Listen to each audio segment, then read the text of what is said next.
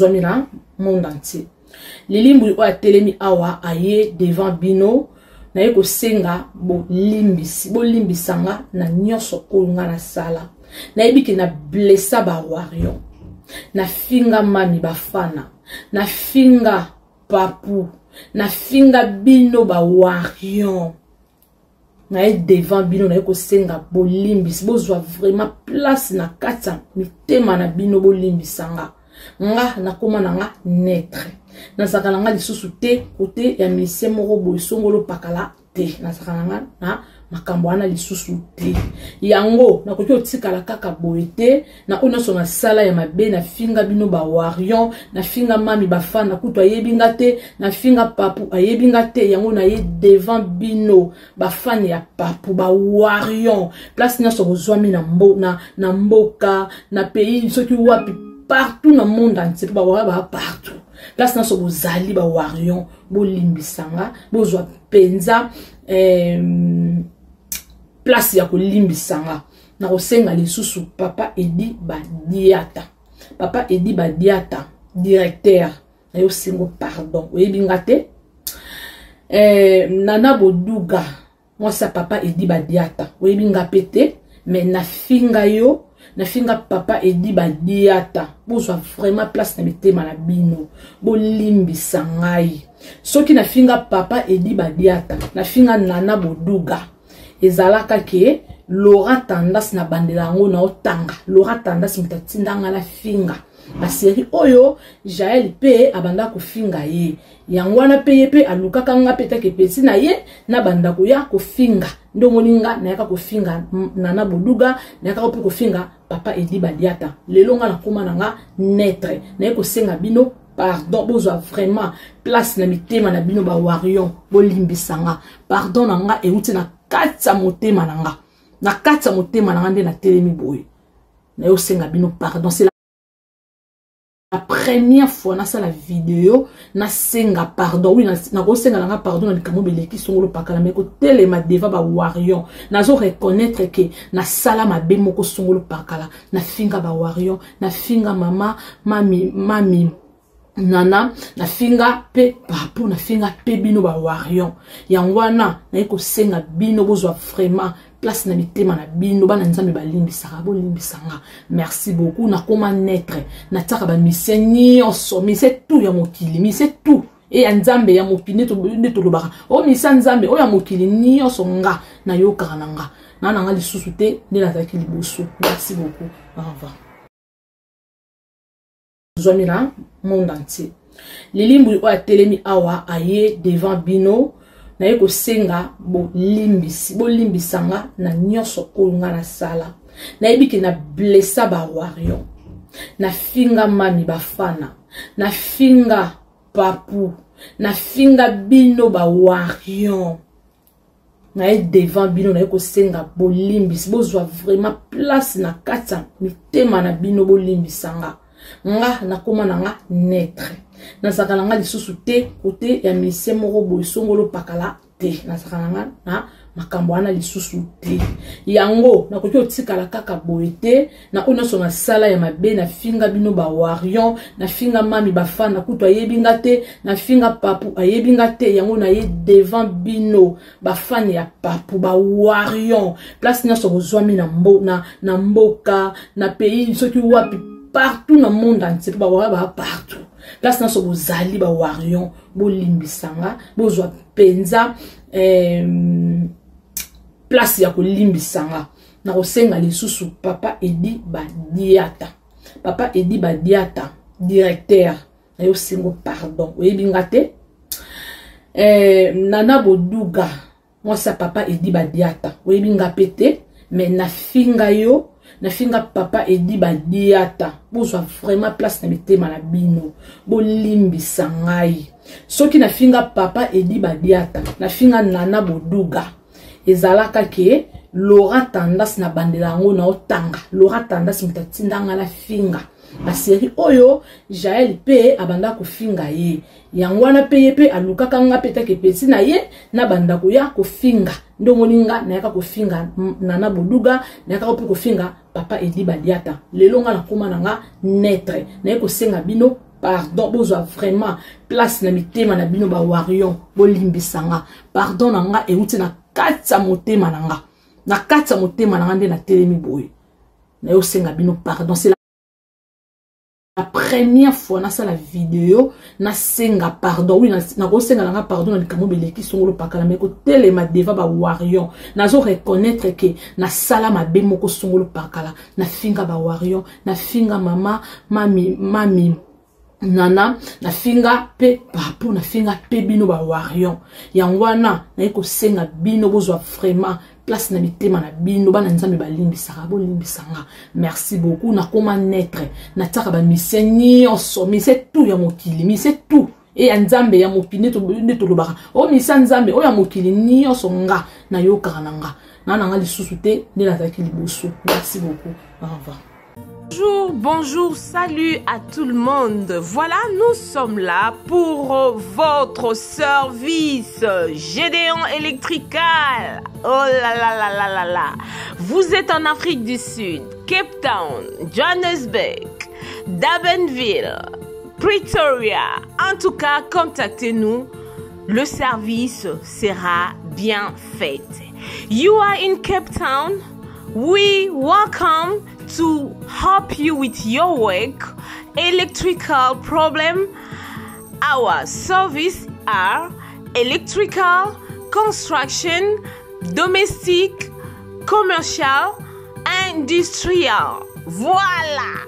Tozali wana pona ko servir bino. En tout cas, Gédéon électricité eye pona ko salela mboka. Awana Afrique du Sud. Mosala na biso ezali to misala na biso ezali kosala électricité, kosala construction, kosala misala ya ndaku, oza na posa ba installer yo DSTV, oza na posa ba salela yo misala nyonso ya ndaku oyo lingi, oza na posa ya industriel tozali wana pona ko servir bino. Le numéro est là. Contactez-nous sur 061 061 encore 99 et puis 51. Gédéon Electrical, le service pour le peuple. One call, just one call, we will be there to serve you guys. Notre service est tellement bon que vous n'allez même pas y croire. Le Gmail c'est gedeonelectrical@gmail.com. C'est ça notre email adresse. Si vous voulez nous contacter par email, si vous voulez avoir beaucoup plus d'informations, n'importe quel genre de travail que vous voulez que Gédéon Electrical Service puisse faire pour vous, contactez-nous sur 061 061 99 et 51. Merci beaucoup et nous vous souhaitons de bienvenue. Nous sommes là pour votre service. Que Dieu vous bénisse abondamment. Voilà, c'était là, moi votre humble servante, Mama B52, la mignonne officielle. Et à la fin, vous allez voir M. Gédéon qui est là. Voilà, il est là. Hello. Bonjour, bonsoir. Ça dépend. Na air oyoyo au moni vidéo oyo. Vraiment, shalom, shalom, shalom dans nos familles, dans nos maisons là. Hein? Shalom. Mon nom c'est Pacifique. J'aime bien qu'on m'appelle Maman Pacifique. Je ne suis pas là pour ça. Je suis là pour demander mes mingaya. Trienen. Produit Moko. Aza produit à compagnie Neolife. Comme on est trienen. Tous en a qui est nango. Ça soit. Ils ont 60 capsules na kati. Tous en a mneni nango. Ils ont 120 capsules na kati. Trienen na sala amin. Premièrement, trienen yo. Ils ont pour nous tenir sur famille là. À tous en bonne santé et aux malades ou qui consommer trienen. Trienen a sa produit oyo ayeko booster ba immune system na biso. ba système immunitaire na biso aye ko booster yango et trienel penza ya liboso kutu aye na ko sokoela biso ba cellule na biso na nzoto mon ba cellule soko ekufi ba cellule soko ezwi malade nde sala ke tozwa malade ba maladie chronique ezotungisa lelo mokili ekufaka ndenge nini ekufaka na biloko tolia ba engrais chimique tonzi na kati ya ba biloko tozolia batiaka bakisa ndenge na misuni batiaka bakisi sala ke bomba misuni na bango ta mulai na ba fruit ba veg biloko nyonso tozolia tonzi na bakisi na kati yesu koyo aye ko tant tozolia biloko wana ebomeli biso ba cellule na ndo santé na biso nde salami ke no to komo maladie autosuto ekomi lelo ba nyonso koma ba maladie ba tension ba sucre ba nini ba maladie mena ye ayaka kolesa ba cellule na biso soki cellule no allié azongi en vie soki akufaki azongi cellule ezongi en vie soki anaki akobela comme en bonne santé nde pe ça ke ngana yo tozala pe en bonne santé.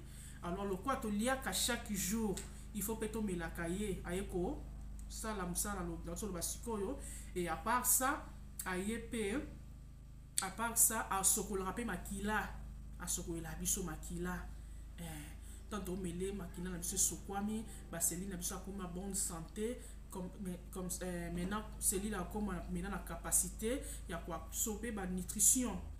Ma nutrition il faut ngana yo to tsaka chaque jour l'autre comme on liaka pour ma bomwe tonda to ki ba soute biloko ni eza bien nutri to to ki ba ngo soute mena ye ayeko bakisa so ba nutrition to zanga na nzoto ya odo zanga ngo chaque jour ayepe abakisi lio donc trienne ndenga zabwe to ozobela te ozobela maladie nyonso santo sanango ça to c'est la triennel ça vena bien pour la santé mutu nyonso.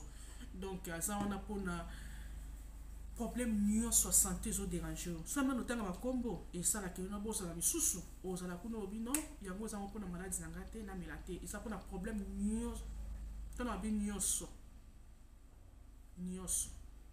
alors soko bengi biso na numéro nanga so osali so WhatsApp 078 dans la Cape Town Afrique du Sud au bengi na 078 948 648 D pour rejoindre na WhatsApp pour sender un message de voice expliquer la maladie nous zango na comme ça pour sonder le temps moi comment quoi na bosana comme ça na ko ebisayo ou utiliser oyo et osunga yo et osunga vraiment zo aider ba témoignage eza epelé to looking na WhatsApp na otinde kuna ba quelques témoignages to na ngoye ba vidéo to na ngoye ba voice na otinde la yo moko mibale au monde keno ezosala vraiment na invité osala vidéo ya mulai yango na vraiment ça bien pour la santé yo osala ba fatigue chronique milelanga ye a booster énergie muto amela trienne na za muto azala bandi na âge à 12 ans mata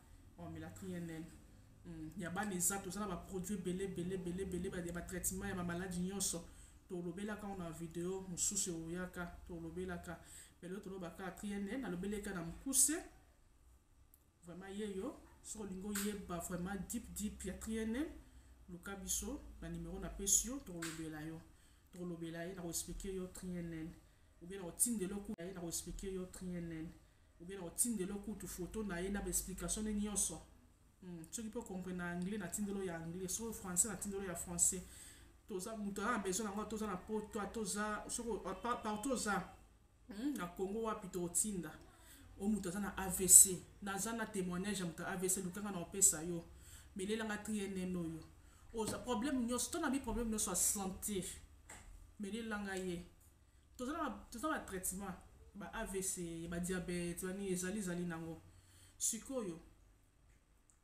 na compagnie ba sibiso boy mutu soko aye avant to bande traitement PCK opoza bat ba melaka o babiki o lo dépenser na traitement milai to za nango pe kuna memelika aye pe o komi bien o solution santé comme stable donc c'est un peu ça na mukuse ngana bisabino to utiliser ye yo liaka chaque jour ngana to liaka chaque jour to melaye yeyo trienne dala nga nazobela te me namelaka ngo ndenge eza bafungama eza ya ngai dala mela die na ntongo oyo moko ya pokwa na ngai oyo nabela to tafunoni ngai nabela te mais naselaki kani na simino ke nazozobela te mutu nyonso amela abon attendez sali soki ozwi ngai soki omoni ke no ozwa biso mpe facilement ataka na chaîne oyo otalela biso oyo soki oluki biso ozwa biso facilement baproduit atrié toza baproduit néolife néolife basila so baproduit naturel baproduit eza baproduit naturel eza bio bamama baproduit eza teme ebele lukanga mpona maladi nyonso o problème te bato babotaka te o problème ya libido koto ya papa o problème nyonso maladie nyonso asthme maladie nyonso diabète moto na sida ata moto na sida esila te me ekomisa moto amonana bien santé kitoko na miso ya bato suki kitoko mamuso kitoko toza na kisa bongo o moni neti ye soki omele mpe bamama balingana bango tioko te bamama balingana tioko te lokola mama pacifique soki ozomela ye akomisa te na yo kitoko lokola ya babebe babouton ezala te azosilisa babouton aokomisa te kitoko oyo nzoto sante ekangami yoka su monene te ozolia ozomela no ozamo mpe bien mais sante nzoto akomisa sante ngebu azobongisa mpe kisotaka ntango kati ne sokwami kitoko si bota libanda fo ebima ti pesa makambo to yenel solution luka biso partout na numéro na pesi bino to na chaîne nota ya biso so ota biso na TikTok na YouTube partout parce au monde les chekuta na oyo